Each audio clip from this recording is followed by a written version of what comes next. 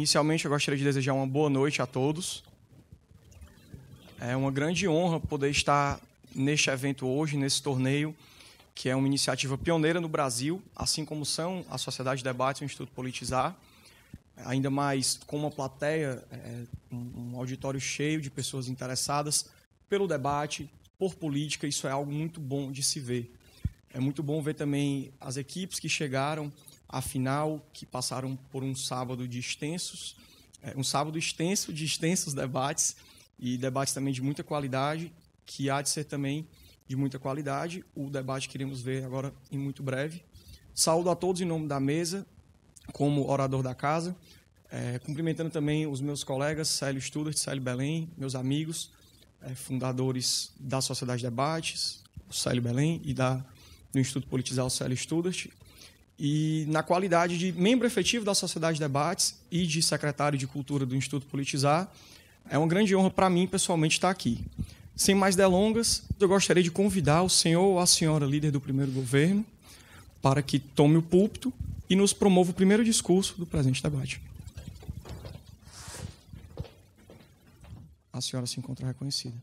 Obrigada. Primeiramente, eu gostaria de desejar muito boa noite a todos. Eu gostaria de saudar a mesa julgadora, os meus colegas de governo, os senhores membros da oposição, mas principalmente toda a plateia que se encontra aqui presente e nos prestigia. Meu nome é Sophie Polk e é um prazer estar aqui defendendo que esta casa é contra a exigência da filiação partidária para a candidatura a cargos eletivos no Brasil. Não valeria a pena despender o tempo aqui definindo as palavras da moção, pois não existe ambiguidade nelas. Entretanto, é importantíssimo aqui destacarmos qual é a problemática com a qual nós estamos lidando nesse debate. No Brasil, existe o que se chama de capacidade eleitoral ativa, que é o direito de votar, e a capacidade eleitoral passiva, que é o direito de ser votado, ou seja, a elegibilidade. Mas, para que a capacidade passiva ela possa ser exercida, existem uma série de condições, dentre as quais a filiação partidária. Isto é, no Brasil, hoje, não é possível, de nenhuma forma, a candidatura autônoma ou avulsa. Mas cumpre aqui questionarmos de onde surge essa exigência e, principalmente, quais são os efeitos dela para o nosso sistema político. Essa restrição ocorre porque o sistema partidário, o sistema eleitoral no Brasil, é partidário. Isso faz com que os partidos políticos eles tenham um grande protagonismo no nosso cenário político, nas definições do que vai acontecer na nossa política. Esse sistema no Brasil faz com que tanto os candidatos quanto os eleitores eles sejam presos às opções de partidos que existem no país. Como se isso já não fosse ruim o suficiente, é extremamente burocrática a criação de novos partidos políticos no país, o que impede o surgimento de novas opções de candidatos e de ideias na corrida eleitoral. Para vocês terem uma ideia, segundo a Lei 9.096 de 1995, a criação de um novo partido político ela depende de uma quantidade de assinaturas que equivale a 0,5% do total de votos computados nas últimas eleições para a Câmara dos Deputados. Isso significa que, por exemplo, o Partido Novo, que estava em vias de criação entre os anos de 2011 a 2014, ele precisou de mais de 500 mil assinaturas, distribuídas em pelo menos 1/3 dos estados federados do Brasil, para conseguir ser criado. Por que tanta burocracia ao impedir que uma ideia ela participe das nossas eleições? Essa ideia ela poderia participar das eleições de forma mais fácil através de um candidato autônomo, por exemplo, e é isso que nós defendemos aqui. O fato de partidarismo ele ser adotado no Brasil, ele traz consigo também outra enorme distorção. O sistema adotado para as eleições é o sistema proporcional. Mas o que isso significa? Isso significa que, para um candidato ele ser eleito, ele depende que o seu partido ele atinja uma quantidade mínima de votos. E essa quantidade mínima de votos é denominada quociente eleitoral. Eu sei que parece complicado, mas eu vou tentar dar um exemplo para explicar melhor. Em 2010, o senhor Jean Willis ele foi eleito deputado federal com apenas 13 mil votos. Enquanto o senhor Renato Roseno, que é do mesmo partido, só que aqui de Ceará, ele teve 110 mil votos, mas não conseguiu ser eleito. E por que isso aconteceu? Porque lá no Rio de Janeiro, Jean Willis ele foi puxado pelos votos do Chico Alencar, enquanto aqui no Ceará o pessoal ele não obteve o quociente eleitoral. Que democracia é essa? Em que 110 mil votos ele passam a valer menos que 13 mil votos. É isso que o sistema faz, porque no sistema proporcional, o seu voto ele vai para o partido e não para o candidato, apesar de você ter, de fato, votado naquela pessoalidade do candidato. partidarismo obrigatório ele também causa os problemas relacionados à divisão de tempo da TV, ao uso da máquina pública, à diferença de verbas entre os candidatos, todas questões reguladas pela Lei 9.504, de 97. Um exemplo disso é que, nas últimas eleições para presidente, a candidata Dilma ela tinha quase 13 minutos de tempo na TV só para sua propaganda, enquanto o candidato Aécio Neves ele tinha 4 minutos e meio, e a Marina Silva, em terceiro lugar, tinha apenas 1 minuto e 20. Os outros candidatos eles tinham tempo insignificante. Esse sistema é feito com a desigualdade, que é fruto do partidarismo e ajuda quem já está no poder a permanecer no poder. Além disso, os partidos políticos aqui no Brasil eles têm ideologias e ideias extremamente limitadas. E no que isso resulta? É importante ressaltar aqui que o fato de uma pessoa ela estar afiliada a um partido não faz dela estar vinculada ideologicamente a esse partido, embora seja essa a ideia. A verdade é que aqui no Brasil, a ideologia do partido, eu vou lhes dizer para que serve. Para nada. Porque até mesmo a fidelidade partidária ela serve para que a pessoa ela não mude de partido depois de eleita, mas ela não impede que ele sempre vote contra o partido dele. Quem ilustrou muito bem a situação foi o Bolsonaro. Vocês podem até não gostar dele, mas na fala dele ele mostra muito bem como é que funciona na prática. Na sessão da Câmara do dia 3 de dezembro de 2014, ele disse o seguinte, abre aspas, o meu partido, o PP, é o partido que nas páginas policiais ele está em todas, mas a minha orientação ao longo dos anos em que estive no PP é que quando o PP ele vota sim, eu voto não. Quando o PP vota não, eu voto sim.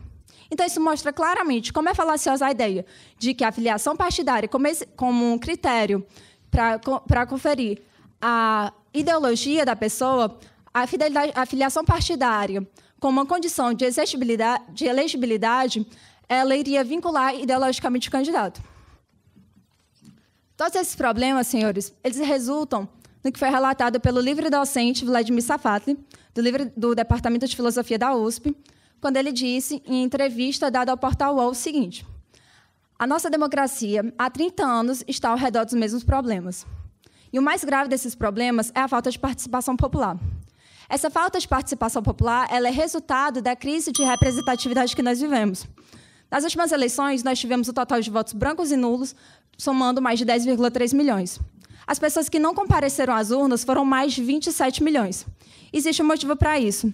A pesquisa Índice de Percepção da Fundação Getúlio Vargas, ela constatou que 95% dos brasileiros não confiam nos partidos políticos. A dependência partidária no Brasil ela mostra que nós estamos na contramão da democracia no mundo. Em pesquisa divulgada pelo site do Senado, se constatou que nós nos encontramos em uma minoria de 9% de países ao redor de todo o mundo que não aceita a candidatura autônoma em nenhuma de suas formas. Isso, ao invés de nos espelharmos em países como os Estados Unidos, por exemplo, que presenciou sua principal cidade, Nova York, eleger como prefeito Michael Bloomberg, que era candidato autônomo. Assim, nós defendemos que as candidaturas independentes, a permissão que elas ocorram, é uma forma de nós ampliarmos a manifestação da vontade dos eleitores. E, mais que isso, de fortalecer a representatividade política no país. Com isso, meus caros, nós devemos acabar com a filiação partidária como condição de elegibilidade. Porque nós queremos aqui que as pessoas se sintam representadas. Não acabar com os partidos políticos, mas sim que ninguém seja dependente deles. Nós acreditamos que sim, o povo é capaz de identificar quais são os seus interesses reais e quem os representa melhor. Obrigada. Muito obrigado, senhora.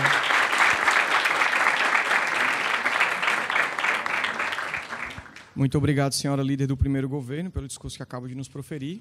A mesa gostaria de convidar o senhor ou a senhora, no caso a senhora, líder da primeira oposição, para que tome o púlpito e nos profira seu discurso pelo tempo de até 7 minutos, para o qual a mesa acaba de reconhecê-la. Muito obrigada, mesa. Boa noite a todos. Meu nome é Lorena Almeida, eu sou líder da primeira oposição. Gostaria de iniciar cumprimentando principalmente a plateia, casa lotada, que hoje nos prestigia, a mesa que novamente nos julga e responsável pela organização desse evento, e aos senhores do governo e da oposição. A oposição é a favor da filiação partidária obrigatória para que se concorra a cargos públicos, como já vem acontecendo no Brasil desde 1945, com a Lei Agamenon. Eu devo dizer aos senhores que, ao ver essa moção, eu me perguntei, de fato, por que não? Por que um cidadão não pode se candidatar sozinho? Por que ele teria que depender de um partido político? Mas então eu percebi que a pergunta correta a se fazer é: e se? Quais são as consequências dessa liberação, dessa permissão, que parece tão inocente aos olhos do governo? Porque nós ouvimos falar de muitos problemas. Sim, muitos problemas foram levantados. Mas eu não vejo como a não filiação obrigatória possa ser uma solução. Por isso que eu lembro aos senhores, como ela muito bem explicou, a senhorita Sophie, que é preciso, sim, que haja um apoio muito grande para a criação de partidos políticos. E esse apoio deve vir de boa parte do Brasil, como ela disse, pelo menos 1/3 dos estados. E isso se deve ao caráter nacional dos partidos políticos. Porque, percebamos, se já é tão difícil que um partido pequeno, que tem uma estrutura nacional, consiga eleger alguém, imaginem os senhores se uma pessoa se candidatasse sozinha. Como ela conseguiria levar as suas ideias? Qual seria o financiamento dessa pessoa? Como seria dividido o tempo de televisão? Como seria dividido o tempo de rádio? Se já era tão ruim para a Marina, como vai ficar se as pessoas puderem livremente se candidatar a um partido, a um cargo eletivo? Então, além de toda essa dificuldade de fazer uma campanha eleitoral, a gente precisa lembrar que o partido político também é uma forma de diferenciação, sim. Porque, por mais que nós, como cidadãos, não nos sintamos representados plenamente, nós temos um partido que nós confiamos mais, nós temos aquele partido em que nós não votamos. Então, quando nós vemos vereadores aos montes à nossa disposição, é preciso que haja uma certa peneira, sim. Eu vou procurar entre os vereadores candidatos desse partido o que eu vou votar. Ou eu não vou votar nessa coligação que tem o partido tal. Nós fazemos isso como uma forma de defesa. E qual vai ser o cartão de visita desse candidato que não tem um partido? O que é que ele vai dizer a nós? Será que o cidadão brasileiro está pronto para sair procurando qual é a ideologia, o posicionamento real dessa pessoa? Será que ele vai estar vinculado a alguma ideia? Não. Além disso, os partidos políticos atualmente respondem solidariamente pelos atos que os seus candidatos ou os seus filiados cometem. Então, se durante a campanha eles fazem alguma coisa errada, o partido como um todo pode responder. E isso facilita que as regras eleitorais sejam cumpridas. Imagine uma pessoa que se candidatou sozinha. Com que verba ela vai pagar? Se nem verba para fazer campanha ela vai ter direito. Ou será que ela vai poder livremente ser apoiada por uma empresa? Ela vai ter alguma vinculação ideológica? Ou será que ela vai poder chegar lá e fazer o que bem entendeu? E o sistema proporcional, como foi muito bem tratado, talvez atualmente sofra uma deturpação. Mas a sua ideia principal é que as minorias não fiquem de fora do processo de fazimento de leis, por exemplo. Então, o Jean Willis, por mais que vocês possam não concordar com a ideologia dele, ele representa um grupo social. Ele está lá por um motivo, porque não só de elites pode ser feito um plenário. Mas acredito que o principal efeito que essa não exigência cometeria seria o esvaziamento dos partidos políticos. Sim, porque se eles já não nos representam tão bem, as pessoas se sentiriam muito mais livres a se candidatar por si mesmas. E aí os partidos que atualmente já são enfraquecidos ficariam ainda mais. O professor Paulo Bonavides, um grande constitucionalista brasileiro, disse: o crescimento do partido político, bem como sua importância pública, acompanham o crescimento da democracia mesma e suas instituições. É por isso que nós acreditamos que a solução para os problemas atuais não é essa que o governo quer que a gente acredite. Porque, como nós vimos, o e se que eu me pergunto traz muitos problemas. Se nós temos problemas agora, essa medida traria outros muito maiores. O crescimento dos partidos políticos, o seu fortalecimento, a real troca de ideias, esse canal de comunicação, ele precisa ser fortalecido, porque é daí que vem toda a real democracia. Por isso que a oposição vem afirmar aos senhores, se perguntem, será que trazer um monte de problemas do sistema atual vai resolver alguma coisa? Será que essa nova proposta do governo iria resolver alguma coisa? Ou é apenas cavar um buraco, cavar outro buraco, tudo isso para tapar um? É isso que os senhores precisam se questionar durante todo o debate. E essa é a ideia que a oposição gostaria de deixar inicialmente. Eu agradeço a todos. Boa noite.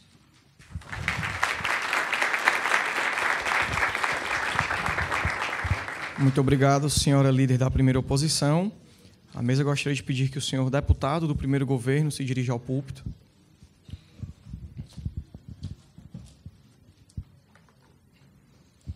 E ela o informa, ademais, que ele se encontra reconhecido pelo tempo de até 7 minutos. Obrigado, mesa. Boa noite à mesa, primeiramente. Boa noite a meus nobres colegas do governo e da oposição. E, principalmente, boa noite a todo esse auditório que aqui nos prestigia hoje e nos honra com sua presença. Senhores, eu gostaria de responder, primeiramente, uma pergunta que foi feita pela minha nobre colega Lorena. Ela se perguntou o seguinte: ao ver a moção, ela fez a seguinte pergunta: por que não? Eu também me fiz essa seguinte pergunta: por que não? Porque hoje é proibido se candidatar e não assumir um cargo eletivo se você não tiver filiado a um partido. E até hoje eu me pergunto, por que não? Vou mostrar para a senhora, e pretendo mostrar para os senhores também, que a minha conclusão foi diversa por uma série de motivos. Primeiramente, o que seria um partido? O que seria um partido político? Benjamin Constant diz que o partido político é um conjunto de pessoas que se associam porque acreditam em um mesmo programa político, ideológico. A minha nobre colega do governo acabou de afirmar que um dos motivos que seria inviável, por exemplo, adotar a eleição sem a filiação partidária, seria porque a população teria que procurar em qual ideologia a pessoa se aponta, qual ideologia o indivíduo está se portando. Mas a gente tem que se perguntar o seguinte: será que atualmente é seguro e é concreto essa definição de partido? É real que o conjunto de pessoas realmente estão sendo guiados por uma única ideologia, por um programa político semelhante? Senhores, eu digo que não. Eu digo que essa segurança não existe no nosso sistema. Por quê? Porque isso está sendo, na verdade, disfuncionado historicamente.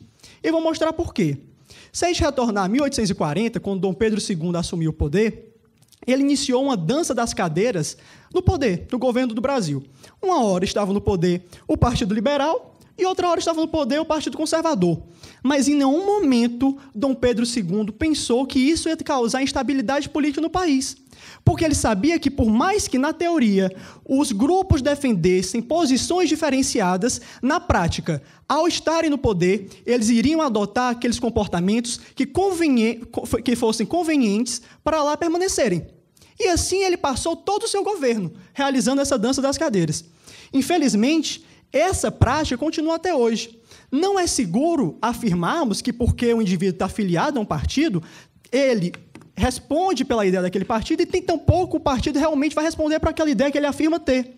Exemplo disso, nos dias modernos, foi quando o presidente Lula assumiu em 2002 e ele retoma a reforma previdenciária iniciada no governo de Fernando Henrique Cardoso. O problema é retomar a reforma? Não. O problema não é retomar a reforma. O problema é que o PT foi frontalmente, diametralmente contrário a essa reforma no governo anterior. Mas bastou mudar de posição para poder apoiar. Algumas pessoas dentro do partido foram contra isso. Disseram que isso era contrário à história política do partido e contra os princípios basilares do partido. Luciana Genro, Heloísa Helena, o que foi que aconteceu? Foram expulsas do partido, justamente porque trouxeram à tona esse problema do sistema político partidário brasileiro. Então, por que isso acontece no nosso país? Por que não existe essa segurança que minha nobre colega acabou de afirmar? Porque, para os partidos, é muito mais importante adotar a posição que é conveniente no momento. Se circunstancialmente é mais importante, mais conveniente adotar determinada posição para alcançar o poder ou lá me manter, eu vou adotar essa posição. Mesmo que ela divirja diametralmente dos meus princípios basilares, dos princípios que supostamente eu defendo. Então, estar vinculado a um partido não é garantia que esse partido vai sequer adotar aquela ideologia, aquele programa político que ele afirma que vai adotar. Imagine o próprio candidato. Senhores, outro problema que geralmente é utilizado, a nobre colega não apontou, mas geralmente é utilizado como argumento contra a adoção, a permissão, na verdade, de candidatura sem afiliação partidária, é que seria muito difícil formar uma base aliada, uma coligação. Senhores, eu digo o seguinte, graças a Deus, ainda bem que seria difícil, porque atualmente as bases aliadas e as coligações são formadas não porque os partidos políticos se reconhecem em um programa político ideológico comum. Eles são formados porque eles veem interesses em jogo que vão dizer respeito a eles. Por exemplo, muitas coligações são formadas com a promessa de funções públicas para os partidos menores que apoiam. Muitas coligações são formadas com promessas de ministérios ou outros favores políticos para a cúpula do partido.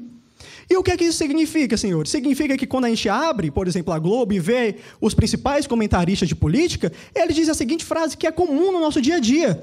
Ele diz o seguinte: tal ministério vai ser dado a tal partido porque isso é condição de governabilidade. Condição de governabilidade? Negociar funções públicas. Me parece que a condição de governabilidade é uma boa vontade dos partidos em reconhecer qual é o melhor programa político e ali se associar em prol do povo.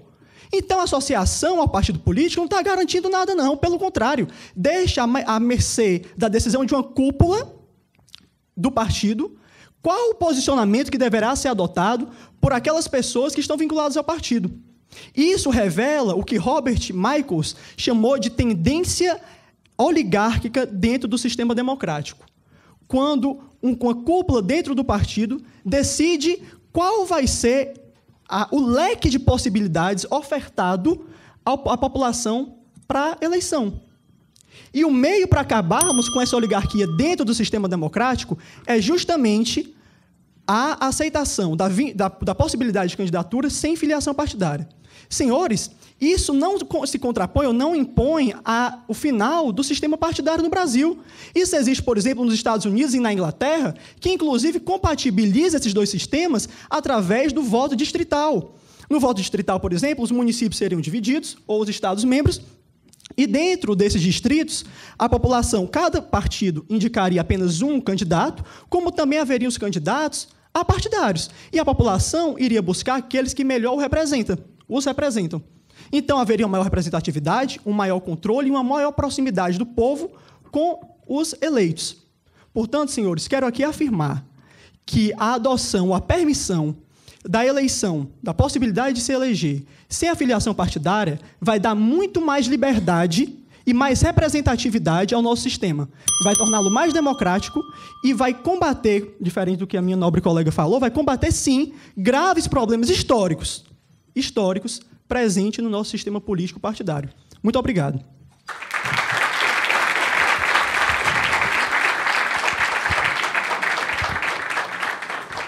Muito obrigado, senhor deputado do primeiro governo, pelo discurso que acaba de nos proferir. A mesa solicita que o senhor deputado da primeira oposição tome o púlpito. E ela aproveita o ensejo para reconhecê-lo pelo tempo de até 7 minutos.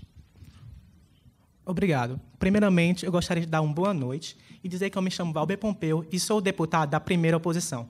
Gostaria de saudar a nobre mesa, que é a grande responsável pela organização e administração desse incrível evento, os demais senhores e senhoras deputados, que de forma dialética vêm fornecendo informações para que cheguemos à conclusão do que seria mais benéfico para os interesses do povo. Também não posso deixar de agradecer a presença de vocês aqui e não esquecer de desejar um abraço em especial para meus amigos e familiares que vieram hoje me homenagear. Muito obrigado. Bom, o governo defende a questão questão de ser contra a exigência de filiação partidária para que determinado particular se lance no poder. Nós, da oposição, nos mostramos veementemente contra essa medida, pois acreditamos que ela vai de encontro a uma democracia forte, a uma democracia concisa. A minha cara companheira Lorena, em seu discurso anterior, demonstrou uma série de questões de ordem prática sobre o que possivelmente viria a ocorrer caso essa medida fosse legitimada. Vejamos, para além dessas medidas, eu quero dizer que muitas outras, para além desses problemas, muitas outras iriam aparecer. Por quê? Na teoria, a teoria como construção da racionalidade humana não comporta previsões para todos os problemas que venham a ocorrer quando posta em prática. A teoria nem sempre coaduna com a praxe. Então, nesse sentido, muito além dos problemas já levantados, outros que não foram previstos vão ocorrer. Então, lhes pergunto, para que deixar de lado um sistema que já está em vigor, já tem uma série de questões fortes e eficientes? Nós não estamos dizendo que ele não precisa de reforma, ele precisa sim de reformas, mas é algo que nós já temos desde 1945. Para que deixar de lado e atirar no escuro por algo que nós não conhecemos em sua totalidade? Não conhecemos todas as possíveis realidades que poderiam vir a ocorrer. Nós acreditamos que a reforma política se faz necessária, mas se faz necessária para fortalecer os partidos políticos. Porque hoje o que ocorre é que no Brasil, em grande parte, não existem partidos políticos na sua essência, no que a natureza da expressão condiz. Partidos políticos são grupos de pessoas que visam chegar ao poder e lá instituir medidas para coadunar com essa perspectiva em prol dos interesses do povo. O que nós temos no Brasil, em grande parte, são clubes eleitorais, grupo de pessoas que buscam chegar ao poder apenas para satisfazer seus próprios interesses e daqueles que diretamente os apoiam. Isso não são partidos políticos, muito pelo contrário.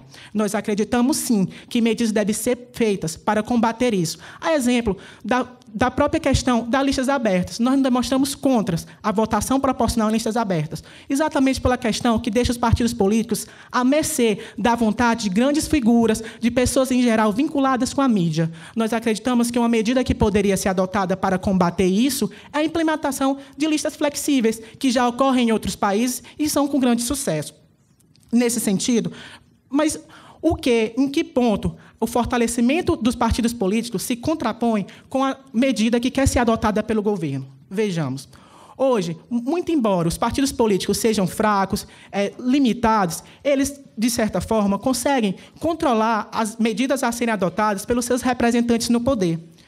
De certa forma, e ainda que de maneira precária, isso é uma forma de controle do povo, daqueles que estão lhe representando. Mas o que aconteceria sem essa filiação partidária?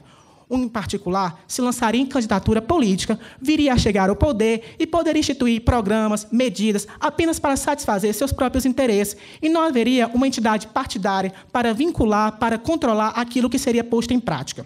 Nesse sentido, nós nos mostramos contra, acreditamos que os partidos políticos, nas palavras de Rankels, são a vida da democracia.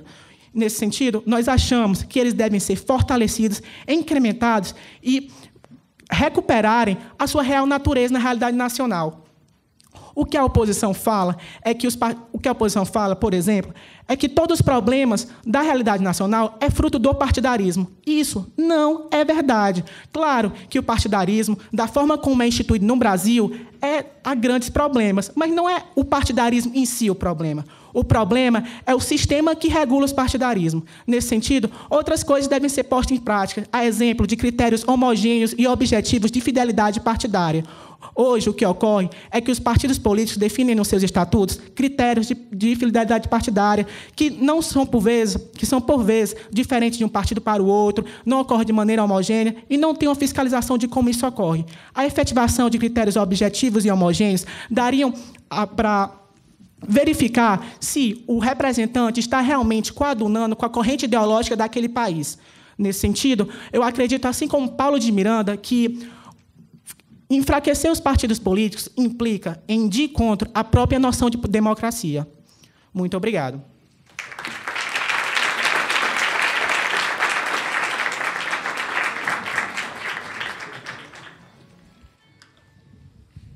Muito obrigado, senhor deputado da primeira oposição.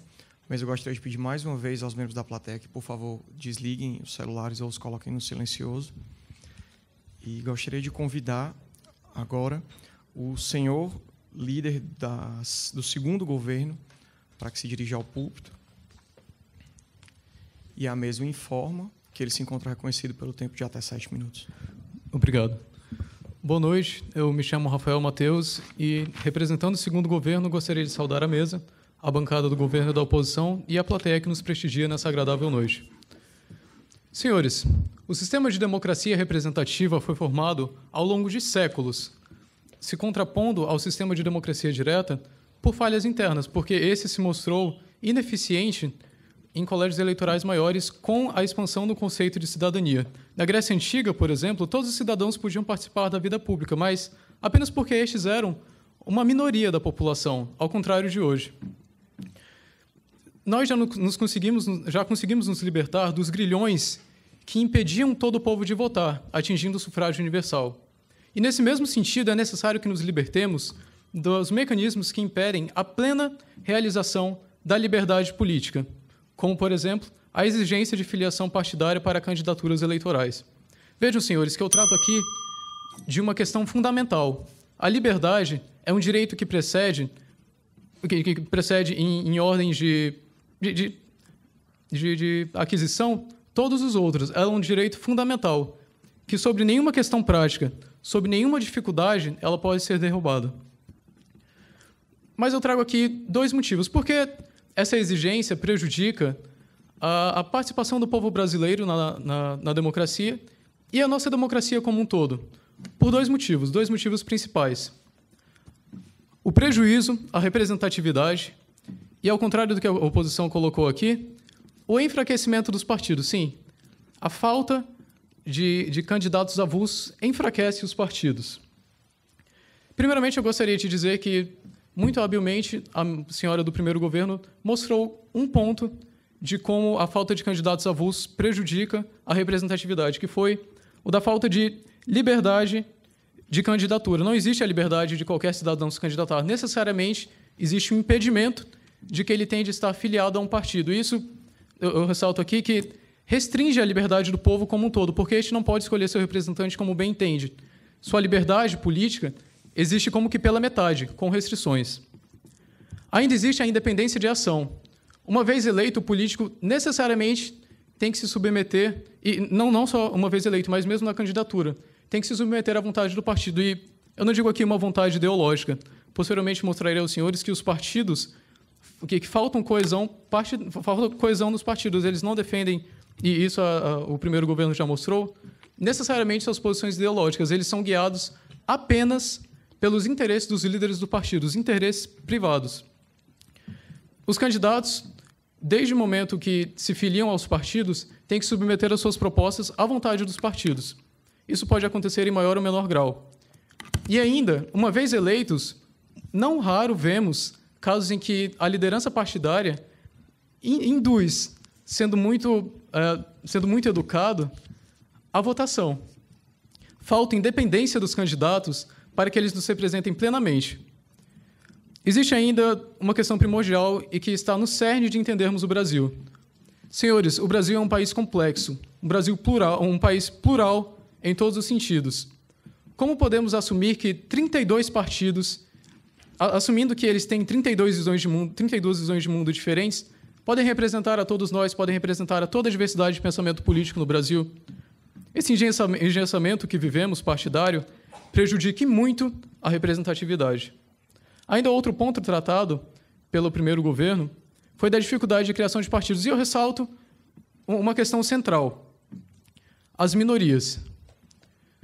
Foi-se dito aqui que o sistema proporcional ele existia com o intuito de promover a integração das minorias no campo político.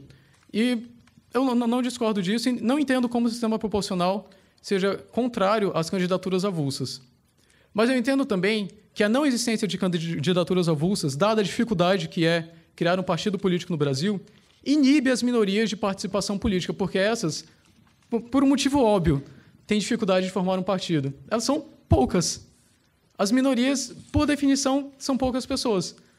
Como se pode exigir, como no caso do Partido Novo, que se consigam 500 mil assinaturas em âmbito nacional. E ainda mais, esse ano, a presidente Dilma sancionou uma lei que exigia que as assinaturas, para serem válidas, não fossem apenas assinaturas de eleitores, mas assinaturas de eleitores que não estavam filiados a nenhum partido. Então, um partido novo que surgisse não poderia conter nas suas assinaturas pessoas que estivessem dispostas a mudar de ideia caso aquele partido existisse. Isso é um golpe severo às minorias. E eu ressalto aqui o que o senador Paulo Paim disse. Poucos países necessitam tanto de participação política, por um lado, e, por outro, a cerceiam de tantas restrições legais e burocráticas como o Brasil. Entramos agora no nosso segundo ponto, que é de fundamental importância. Como a falta de candidaturas avulsas prejudica os partidos, enfraquece os partidos. Vejam, senhores, devemos aqui delimitar o que seria a força de um partido. A força de um partido não é expressa na quantidade de políticos que estes têm, nem na sua capacidade de influência no Congresso, mas sim na sua capacidade de representar o povo. Nenhum partido brasileiro representa plenamente o povo. Existe ainda outro problema, e que está dentro da influência, que é a falta de liberdade de associação. Os partidos influenciam, como eu já disse, e usam isso de desculpa para a coesão dentro do Congresso. Mas outra vantagem, e que foi negada pela oposição, é de responsabilidade política. Os candidatos independentes têm muito mais responsabilidade política do que os candidatos filiados. Por um simples motivo, eles respondem diretamente ao povo e a mais ninguém. Isso aproxima a sociedade civil dos seus representantes. E ainda dentro disso, uma vez aprovada candidaturas independentes, faz-se necessário para os partidos que eles se tornem mais eficientes e mais transparentes, porque senão eles perderão apoio popular. E, como eu já disse, o esvaziamento dos partidos não é necessariamente uma coisa ruim, porque se esses não representam o povo, esses não têm parte plena numa democracia. Eu afirmo, portanto, que de nenhuma forma as candidaturas independentes enfraquecerão os partidos, mas os fortalecerão. E as candidaturas independentes são peça-chave no reestabelecimento da confiança da população na democracia brasileira. Já é hora de recuperarmos a confiança do povo na democracia brasileira. Muito obrigado.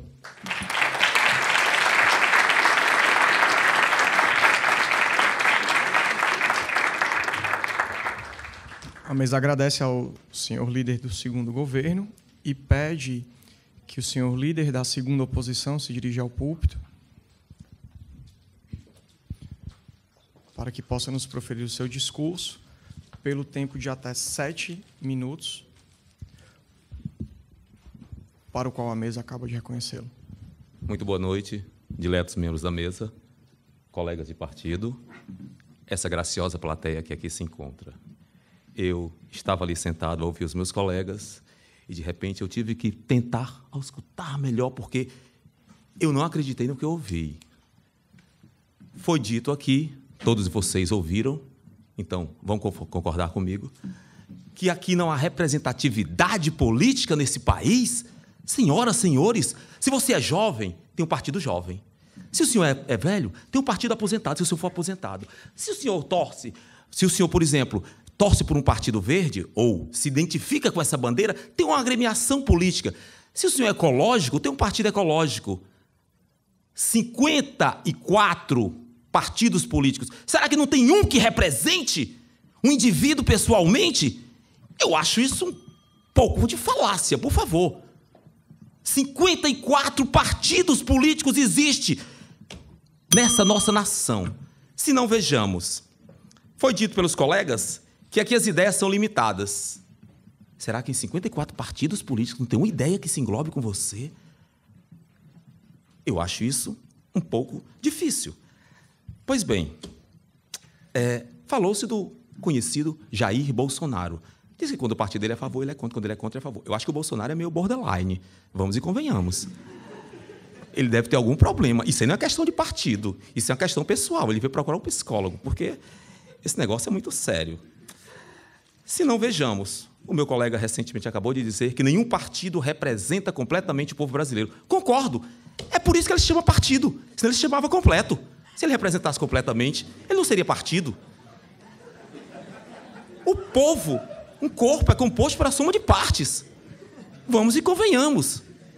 Senhoras e senhores, as agremiações partidárias surgiram nos Estados Unidos no século XVII. A questão delas terem surgido teve um fundamento muito lógico. Considerada hoje, o país com a democracia mais representativa, ele sim aceita os autônomos, mas com condição.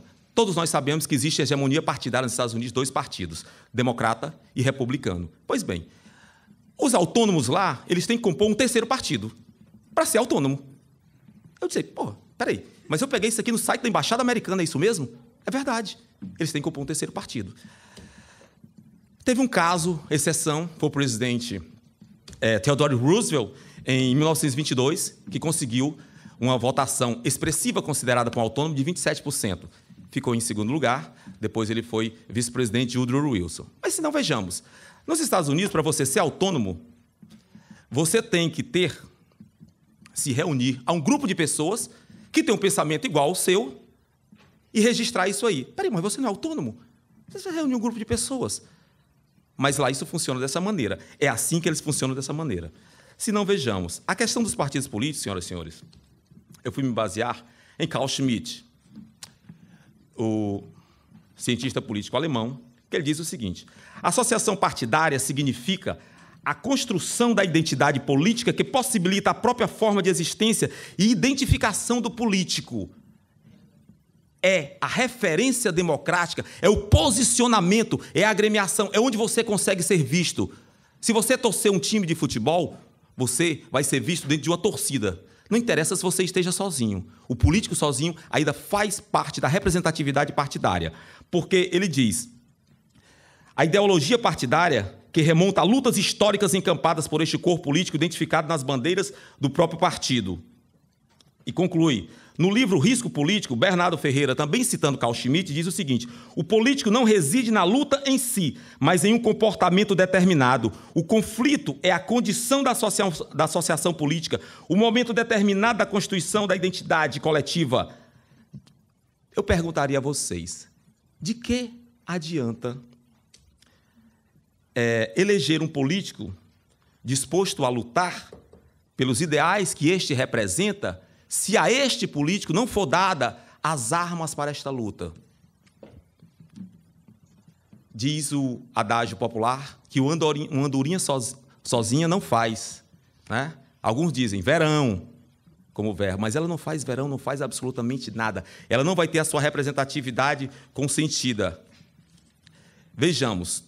De acordo ainda com Smith, ele diz que todo pensamento político se forma consciente ou inconscientemente em uma decisão na qual está vinculada à relação partidária, configurando sua relação de ser, mesmo que não expressa de maneira formulada. Imaginar o político agregado ao partido é a simulação intelectual da natureza gregária do homem, enquanto ser político é o estatuto epistemológico dessa elaboração da existência do próprio Estado.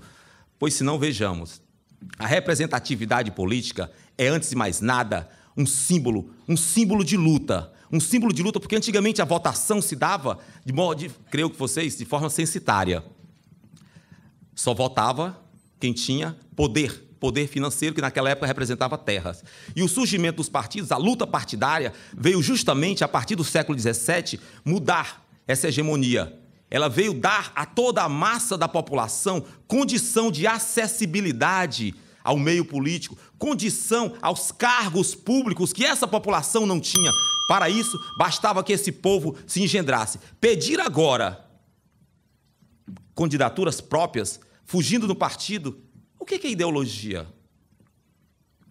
Vocês sabem como funciona o Congresso no Brasil. Foi dito aqui que o governo oferece favores ministeriais a partidos políticos. Agora, imagina só se o governo tivesse que oferecer favores a indivíduos de maneira pessoal. Dentro do nosso atual sistema mensalônico, como é que não seria? Imagina só. Por isso, nós não concordamos, nós, membros da oposição, de forma alguma. De forma alguma. Tanto que isso já foi objeto aqui de uma ação direta de inconstitucionalidade, agora em 2014, que teve como ministro o senhor Dias Toffoli, que ele foi taxativamente explícito em dizer que isso feria o princípio democrático e da forma partidária dentro do nosso país. E eu concordo plenamente com o ministro. Muito obrigado.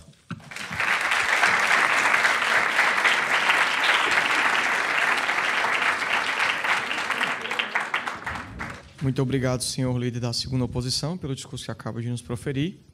A mesa gostaria de abrir, neste momento, espaço para que os membros da plateia se manifestem sobre as posições aqui defendidas pelas bancadas, seja em favor dos governos, seja em favor das oposições, seja em favor de uma terceira posição que não foi abordada no debate em que vimos até aqui. Com efeito, a mesa gostaria de perguntar: algum membro da plateia gostaria de fazer um discurso em favor dos governos? Algum membro da plateia gostaria de fazer um discurso em favor das oposições? Dos governos? Por favor, se dirija ao púlpito.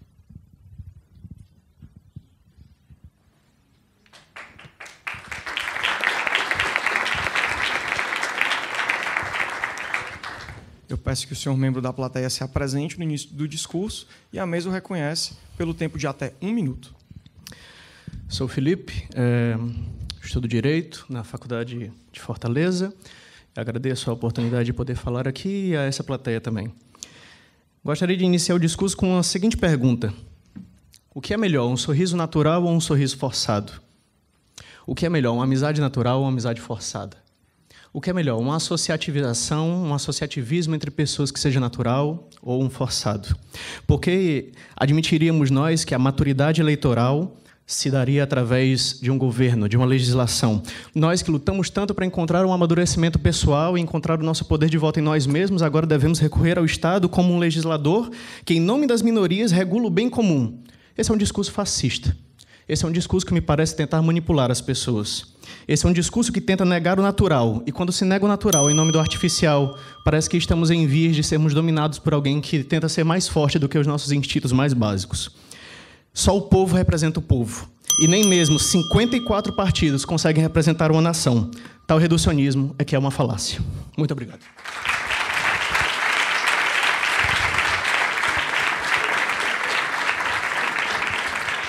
Muito obrigado, senhor membro da plateia, pelo discurso que acaba de nos proferir. A mesa indaga se há algum discurso em favor da oposição. Algum membro gostaria de fazer um discurso em favor de uma terceira posição, diferente daquelas que foram adotadas pelas bancadas? Há mais algum discurso em favor do governo? Em favor da oposição? De uma terceira posição? Não havendo mais discurso da plateia, a mesa dá também por finda esta fase do debate e passará para a fase dos discursos conclusivos, em que os membros das bancadas não poderão apresentar novos argumentos, mas deverão fazer uma espécie de resumo de tudo aquilo que aconteceu no debate, demonstrando por que a sua bancada deve se sagrar vencedora. Diante disso, a mesa gostaria de pedir ao senhor deputado do segundo governo, para se dirigir ao púlpito. E, uma vez reconhecido, ele pode começar o discurso pelo tempo de até 7 minutos. Obrigado. Meu nome é Caio Alcântara, eu sou estudante da Faculdade de Direito da UFC. Eu gostaria de, primeiramente, saudar a mesa, as bancadas do governo e da oposição, mas principalmente a plateia, que, ao nos brindar com a sua presença, prestigia e abrilhanta esse debate. Pois bem, a mim coube a árdua tarefa de fazer a chamada Hora da Revisão. Eu tenho que aqui mostrar o lado e os posicionamentos, os argumentos do meu lado e do outro lado. Inicialmente, a gente pôde ouvir a senhorita Sophie, líder do primeiro governo, que trouxe a questão da ideologia, ou mais especificamente, da falta dela aqui no Brasil. E ela falou do sistema proporcional, das defesas das minorias. Eu gostaria de salientar que esse sistema pode, sim, ter as suas críticas, a gente pode até fazer um debate sobre ele, mas ele não é incompatível com a questão da candidatura independente.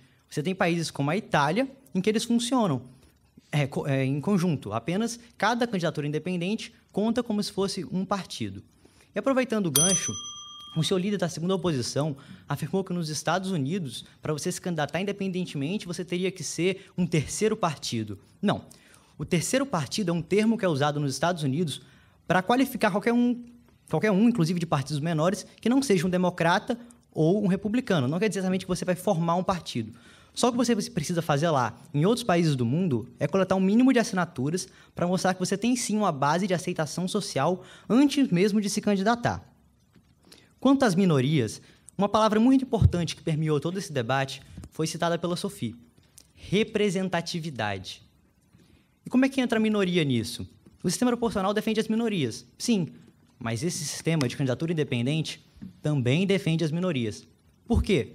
Porque, por mais que nós tenhamos 54 partidos, é ilusório você afirmar que a diversidade do nosso país pode ser representada por apenas 54. O senhor líder da segunda oposição perguntou: mas vocês não se representam com ao menos um desses partidos? São 54?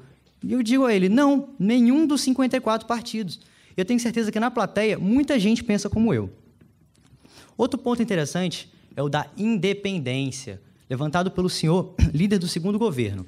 O candidato, quando ele é eleito independentemente, ele não vai estar submetido aos partidos. Hoje, o que a gente vê? Um líder que vai chegar lá e vai falar: olha, você vai votar assim, você vai votar assado, e ele vai ter que votar daquele jeito. O candidato independente, que tem o apoio da população, ele vai ser livre. Ele vai poder representar os interesses de quem o elegeu, daquela população que o conhece, não de um senhor líder de partido que vai pedir para eles votarem não em relação à ideologia do partido, que não existe, mas sim em relação aos seus interesses privados. O segundo governo também buscou trazer uma nova visão para esse debate, que pode até parecer um pouco estranha para quem ouve pela primeira vez, que é como a candidatura avulsa fortalece os partidos, ao contrário do afirmado pela oposição. E são 2 pontos. É a clareza do posicionamento ideológico e a responsabilidade. E esses 2 benefícios eles vão ser decorrentes de um princípio, o da concorrência. A partir do momento que você não for obrigado, para ser um representante da sociedade, a entrar em um partido, eles vão ter que lutar não só pelos candidatos, não só pelos eleitores, mas também pelos candidatos. Eu gostaria de citar a frase de um professor de direito e também ele é procurador de justiça. Ele diz, definindo o que são partidos: são unidades de ideologia estatuária, ou seja, que sejam pré-definidos, com uma anatomia identificial ao eleitor, que o eleitor possa identificar essa anatomia, e com propostas objetivas. O nome desse professor é Marcos Ramayana, e ele fez uma grande façanha. Ele conseguiu definir tudo o que o partido político no Brasil não é em uma só frase. E eu gostaria, para encerrar o meu discurso, de citar uma contradição que eu percebi no discurso da primeira oposição. O senhor deputado da primeira oposição, ele disse assim: olha, existe uma diferença entre teoria e praxis. A teoria, ela ali pode ser muito bonita, mas na prática ela tem muitos defeitos. E por isso, quando a gente vai aplicar uma coisa nova, a gente não pode aplicar uma coisa nova, porque ela pode surgir com defeitos. E aí passou cerca de 2, 3 minutos e ele falou do sistema proporcional. E aí ele cita: olha, temos as listas seletivas, listas exclusivas, que funcionam em outros países. Por que não adotá-las? Bem, a candidatura independente também existe em outros países e também funciona. E se a gente ficar com medo do novo, com medo da participação popular, a gente não vai avançar. A gente estaria ainda no voto censitário. Eu não sei se vocês lembram das manifestações de julho de 2013. A população ela foi para a rua, ela clamou por diversos benefícios e elas tinham uma característica que era bem interessante. Elas eram apartidárias. Você não via ninguém com camisa de partido. Você não via ninguém com bandeira de partido. E por quê? Porque a população é ignorante e não os conhece? Não conhece os 54 partidos, o partido da criança, o partido do idoso, que seria a salvação para eles? Não. A população não é ignorante. Os protestos eram apartidários porque elas não se sentiam por eles representados. Ali se clamava por quê? Pelo fim da corrupção, por um retorno melhor dos impostos, por políticos que voltassem o seu olhar para o povo. E essas são ideologias, são ideais que todos os brasileiros compartilham. Alguém aqui, por exemplo, é contra esses ideais? Só que dos 54 partidos políticos, você não encontra um que efetivamente realize esses métodos. Pode ter um deputado, um membro, ou até mesmo uma parcela do partido, mas sempre você encontra alguma coisa. E a candidatura independente é um mecanismo que permite, não extingue os partidos, cabe destacar, mas permite a quem assim desejar não se filiar. Porque, senhoras e senhores, não é correto que nós tenhamos o nosso direito de participação política cerceado. Não é correto que eu, para que representar a minha sociedade, eu tenha que me filiar a um partido com o qual eu não compactuo, com o qual eu nem acredito. Isso não é prejudicial só para mim, isso não é prejudicial só para o partido, isso é prejudicial para a política brasileira. E é por isso que quando nós, das duas bancadas, vimos aqui nesse púlpito e defendemos o fim da filiação partidária, obrigatória para cargos eletivos, nós estamos defendendo muito mais que isso. Nós estamos clamando, nós estamos propondo um exercício pleno da nossa democracia. Muito obrigado e um bom retorno aos lares.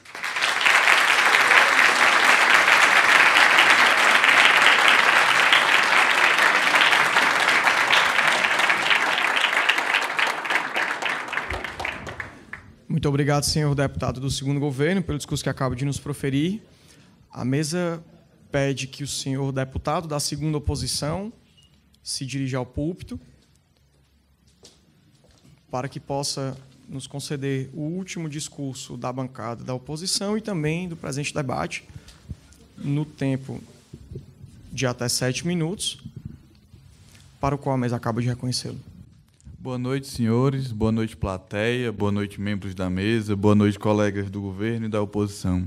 Eu gostaria de começar ensinando-os ou clarificando uma ideia. Para um discurso ser plausível, para aceitarmos-lo, é necessário que ele seja lógico. E para um discurso ser lógico, ele precisa de fundamentos. Ele precisa ser alicerçado sobre ideias base, a partir das quais ele vai ser construído.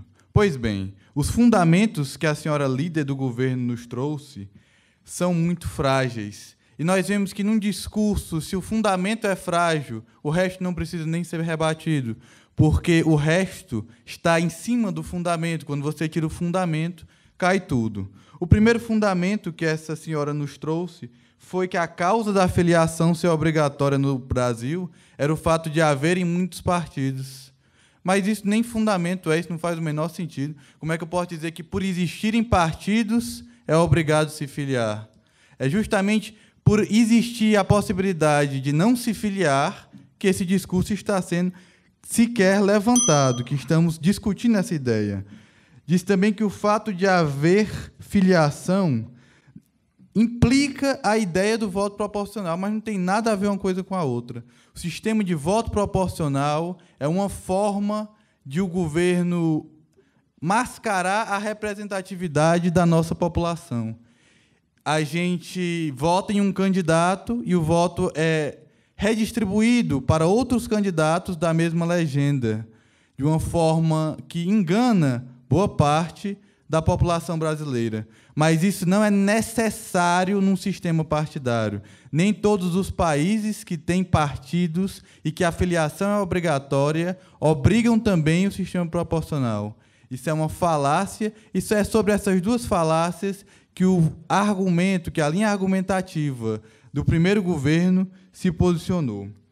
Quanto à líder da primeira oposição, diz que é a favor de ser obrigatória a filiação, porque vai que dá certo. Mas isso não tem sentido. Você dizer que porque uma coisa pode dar certo, a gente deve assinar embaixo, a gente deve realmente usar essa coisa, não faz sentido. Não é porque uma coisa pode dar certo, você tem que mostrar por que ela é melhor, por que ela seria mais eficiente, por que ela, de fato, daria certo. E por que ela daria mais certo do que o sistema que nós temos. E isso, infelizmente, falhou em mostrar. Diz que a falta da distribuição de tempo na mídia seria um motivo de atrapalhar ainda mais essa filiação. Mas não é por esse mecanismo prático que a gente deve definir se é ou não necessário ou plausível que trazamos ao nosso país essa sistemática. É perfeitamente possível que mudem-se as regras, que não se exija mais que o partido que tem mais poder tenha mais tempo para falar. Isso não tem nada a ver com quem fala mais ou quem fala menos. O que interessa é a ideia, saber se a ideia de trazer um candidato singular que não tem partido é plausível e a ideologia que ele representa sozinho é ou não melhor do que a ideologia que ele representaria se ele viesse defender as ideias de um partido. Depois, o deputado do primeiro governo quis fazer um trocadilho, falando da contrariedade, mas ele falou tantos contras que se confundiu. Ele disse que o problema deveria ser não perguntar... Quer dizer, ele disse que o problema seria a proibição de trazer um partido. Mas ele disse, então, por que? A pergunta seria, por que não? A pergunta correta que ele deveria ter feito seria, por quê? Depois, ele falou da fragilidade da ideologia dos partidos que nós temos no Brasil hoje. Realmente, se nós analisarmos de uma forma fria, nossos partidos são muito frágeis ideologicamente. Mas imaginem os senhores, quão mais frágil não seria se nem partido tivéssemos, se fôssemos um corpo em que cada um defende suas ideias e que podemos defender as ideias de forma completamente isolada. Seria um caos, seria muito menos plausível, muito menos fácil de escolher alguém para votar se o sistema fosse dessa maneira. Então, veio o deputado da primeira oposição, e ele se resumiu a repetir os argumentos do líder da primeira oposição. Diz também que é perigoso mudar. Certo, é perigoso mudar. Mas é sobre isso que a gente deve discutir quando a gente vai mudar? A gente tem que discutir se a mudança vale a pena, e não se é, de fato, ou não, perigoso mudar. Depois, o líder do segundo governo trouxe-nos que o problema foi a ineficiência e o surgimento do grande corpo social, um grande volume do povo. Realmente, a ineficiência trazida por uma quantidade muito grande de pessoas torna a democracia direta muito difícil, e é por isso que se surgem as representações.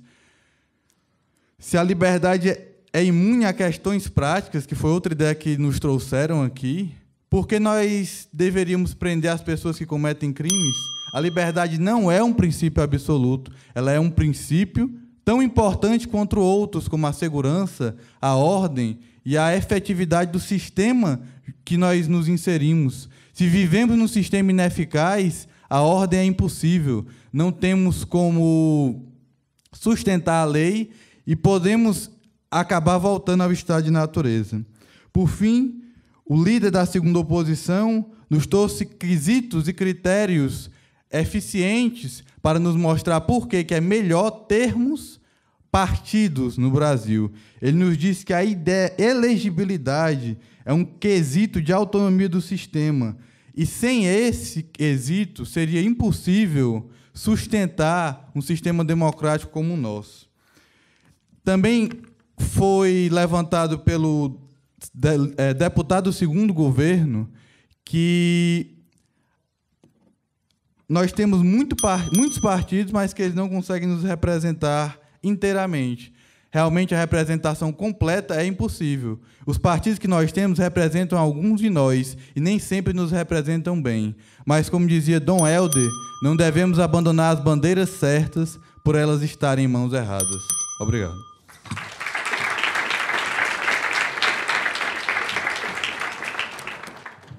Muito obrigado, senhor deputado da segunda oposição. Uma vez terminado seu discurso, a mesa dá por fim do presente debate e irá se retirar para que promova o julgamento.